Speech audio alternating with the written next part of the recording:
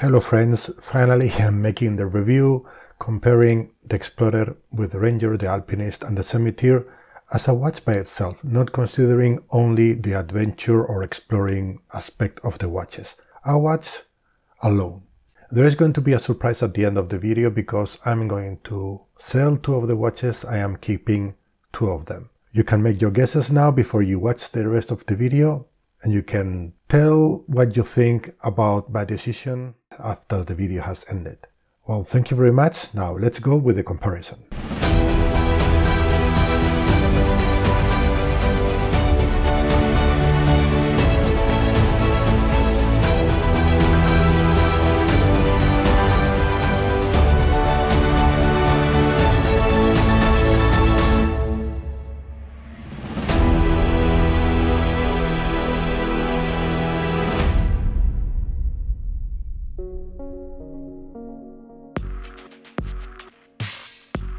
And here we go. We are going to explore, no pun intended, about this watch as a watch by itself. Not that much exploring consideration, we already went through all of that. So as a watch by itself, you get one watch and how it looks against the other ones. So first thing is versatility, and of course here the Explorer is the winner because it's very versatile. It looks good in almost any situation. It's elegant enough and casual enough to be able to be used in most situations.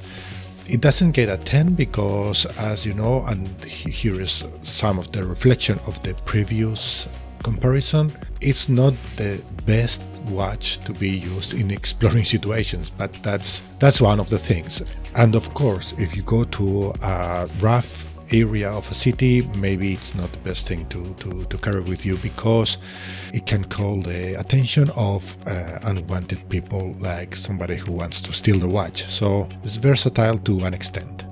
And after that, the Summiteer and the Alpinist, they score 7 for me because they are very versatile too. And maybe the Ranger is too utilitarian, too much of a tool watch to be in more formal situations. And now let's talk about design. The Explorer gets a 10 because it's a beautiful watch and the most beautiful watch of all of the four. The Ranger gets an 8 because it has a real look similar to the vintage Ranger and the Explorer 1016. And the Alpinist also gets an 8 because it has a very original, beautiful design, well executed watch. So it's more its unique thing. And the Summiteer gets a good 7 because, well, of course the design is so similar to the Explorer and still have some differential traits that I think that it gives its own personal flavor. So a very nice watch, a very real true homage of the Explorer 1016. Now let's talk about the historic relevance, and of course the Explorer gets a 10 because this is the icon. And yes, I know the Explorer wasn't the watch that reached the summit in the first expedition of the Everest, but in any case it's been the watch that represents adventure, exploration to come in the next years, worn by so many people, so important figures of history. Here the Alpinist gets a solid 9 because it has its own history, is historically relevant in terms of watches that can be used for adventure, for true adventure in the mountain. So it's a very important classic watch, a fan favorite and everything. The Ranger also has some history behind it, although it looks after the Explorer 1016. It also brings some historic relevance to the mix. And of course the Summiteer is the newcomer, is the newest addition to this trend, and it's paying true homage to the Explorer 1016. It only gets a 2 because basically the story is being developed right now. So the history of a watch has to start in some moment, and now I think the Summiteer is starting its history right now.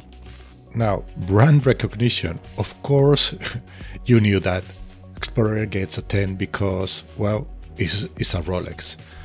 The Alpinist gets an 8 because it's a Seiko, so people notice the brand, and Ranger It's not as known as the Rolex, but it's or Seiko probably. But yes, you know, it's also a recognizable brand somehow. And yeah, the Summiteer only gets a 1 because you have to explain what Trasca stands for, and it is a micro brand and everything. So yes, only 1 point here. And talking about build quality and resilience, what I mean is how well the watches are built and how they will probably stand the pass of time in all kinds of situations. And here I think the build quality of the Explorer is excellent. Well, you all know the quality of Rolex as tool watches. So yeah, I think the Explorer really shines when it comes to quality and the ability to, if properly maintained, to withstand many lifetimes and basically any situation you can throw at it. But the other watches, they are not very far behind, especially the Ranger, which the quality is excellent. It's very sturdy, solid watch. And also the Alpinist and the Summiteer, they are very strong contenders, very well made to last and to withstand many situations. And what can we say about the movement of these watches? Again, the Explorer gets a 10 because it's an amazing movement. What can I say? It's top of the line. And the Ranger also very close, again, to the Explorer. Maybe it's not as high quality, but by a very small margin. And the Summiteer and the Alpinist, there are good movements.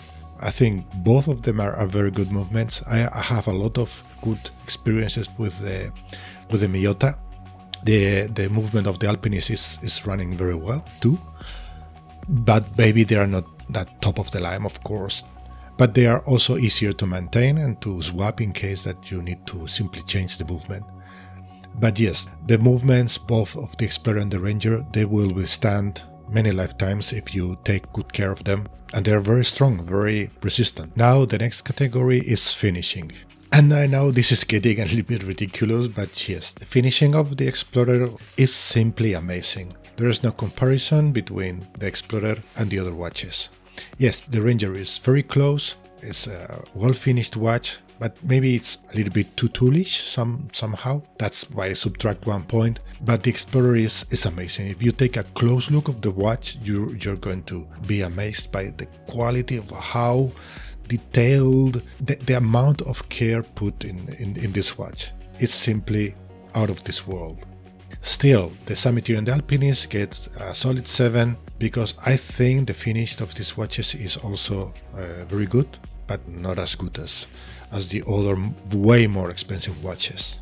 Let's talk about comfort. When we're talking about the one watch you're going to use for long periods of time, comfort is very important. And as I already said in the previous comparison, the Explorer is the most comfortable one. It's amazing. It's well balanced, you can wear it tight or loose. You're not going to get wrist fatigue or anything like that. It's amazing, simply amazing. You can wear it your entire life without any issues. Now, the Summiteer is also very comfortable, very light, very thin, so very easy to wear every day. And the Ranger also, it gets penalized a little bit by the size.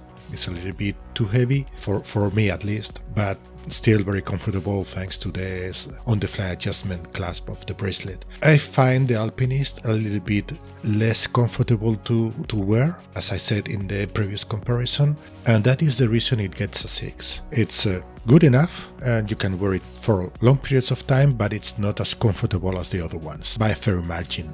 At least for me. Maybe it's the shape of my wrist, I don't know. Comment in the comments below if you have other experience, please. Now, this category is very subjective, which is the X factor, and here the Explorer gets a 9 and the Alpinist. For me, again, this is very personal. This is something every person will value in a different way. I think the Explorer and the Alpinist have that X factor of being something new, something that other watches aspire to be. The Alpinist, its own thing, the Explorer, its own thing. And well, the Ranger also has a very high score here because it's also a little bit its own thing, its own personality, and the Summiteer doesn't reach that level of X factor, at least in my opinion, comparing with the other watches. So I had to give lower score here. Although I love the watch, don't get me wrong. And when you buy a watch, you need to consider the price before you get it.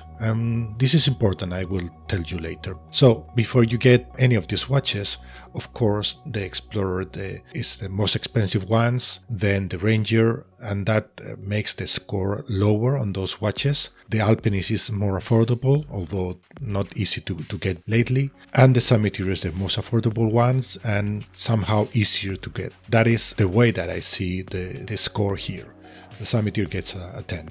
Not only the price is important, also the availability, the possibility of getting the watch, especially if it's new. Therefore, the Explorer is not that easy to get, although lately it's easier to get. Also, the second-hand market is there to supply the watch. And now with lowering second market prices, so it's not that difficult to get this Explorer or any other Explorer by that matter. The Alpinist is, I think, it's more difficult to find with a reasonable price, therefore it gets a 2. And the Summiteer and the Ranger, there are plenty of them available. The Summiteer, I mean, once in stock you can get it, and they are regularly on stock, so affordable and available. And the Ranger in first hand, and so new, and in second hand, easy to come by. And the last thing to consider when owning a watch is the maintenance cost. And here, of course, the Summiteer is the easier to maintain, a very affordable movement. You can even swap the movement in case you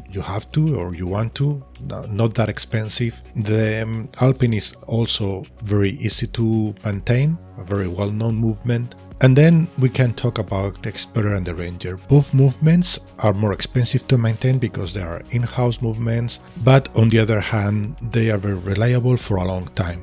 The intervals to service them, they're usually higher than the other watches. So it's not that much of a burden. You have to consider that when you get a watch. You're going to spend a good amount of money once you have to service, but both Explorer and the Ranger, it's going to take many years before you need to service them. So one thing for the other. And this is the final score considering everything already said.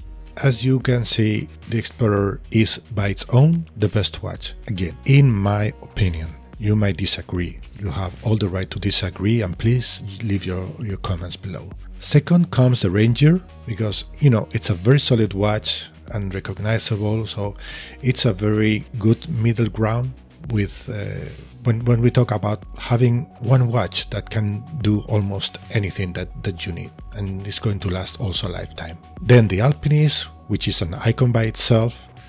And the last one is the Summiteer, because it's not that much of a well-known brand, or there's not that much recognition. Still a very solid watch, not very far away from the Alpinist. A very good option too. All of the watches they're great, but I have to admit that the Explorer is the most solid one. It's an amazing watch despite how expensive it is, and the maintenance and price and everything. However, I don't think this tells the whole story, because there are, in my opinion, 3 things that are not that important when we talk about the one watch that we want to have in our life for a long period, or maybe our whole life. And these factors, they really disappear somehow when we need to consider this. And this is price, availability, and maintenance. Price, because once you pay for the watch, you after a period of time, you are going to forget what you paid for the watch. So yes, I know it's a lot of money, but sometimes if you really want something, you're willing to pay the price, even if you overpay a little bit or a lot. Again, this is just my opinion. So price is one of the things that we can remove from here. Availability, because if you want the watch, you're going to get it somehow, one way or the other. You're going to be able to get the watch. And maintenance is not that important. It's a very important factor, of course, but if you have the watch that really speaks to you and you want to have, you want to take care, maybe it's the only watch you are going to own, maintenance was a small part at the end of the day, so it's not that important.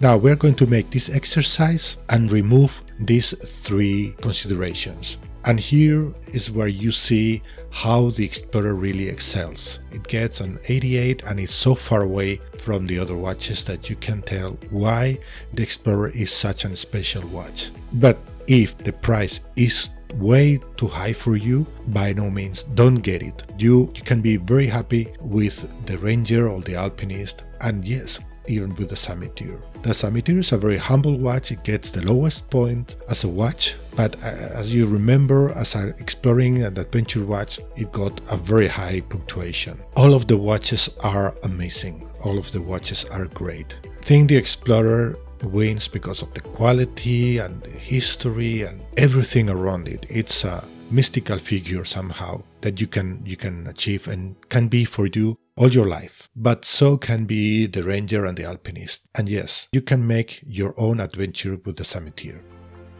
Well, this is the comparison. As you can see, the Explorer is an outstanding watch by itself.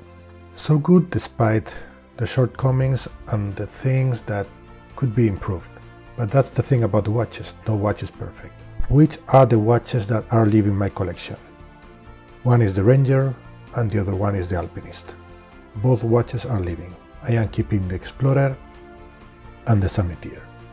Did you guess that? Well, what do you think about it? Leave your comments below. Important thing is to say that although I really like the Ranger, I really love it, it's a little bit redundant for me. Having so many expiring watches, one has to go, and this is, for me right now, is the logical choice. Another factor very important is the size. I have gotten used to smaller watches in such a way that I'm too used to 36mm watches for this type of usage. So it's nothing against the watch. I think it's superb, a perfect one watch collection watch, one watch for everything, but it has to go. Oh, let me know if you're interested, of course. Now, see you soon in another video. Bye bye.